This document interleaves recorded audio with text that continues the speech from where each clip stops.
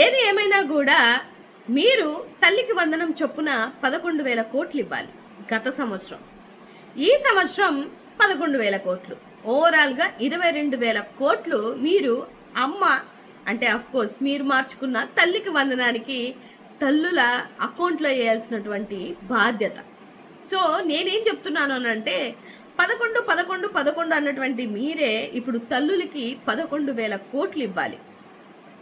డెఫినెట్గా ఈ 11,000 కోట్లు, ఇప్పుడున్న 11,000 కోట్లు, 22,000 కోట్లు మీరు తల్లులకి లెక్క చెప్పాల్సినటువంటి ఆవశ్యకత ఉంది.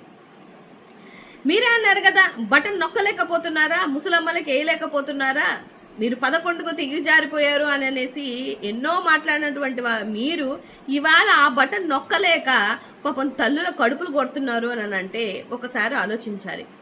ఒకటైతే నాకు అనిపిస్తుంది ఏంటి అని అంటే, అంత మంచి చేసిన జగనన్నకే 11 ఇచ్చారు అని అంటే ఏమీ చేయలేనటువంటి మీకు ఏ నంబర్ వస్తుందో ఇంకా జనాలకే వదిలేస్తున్నా.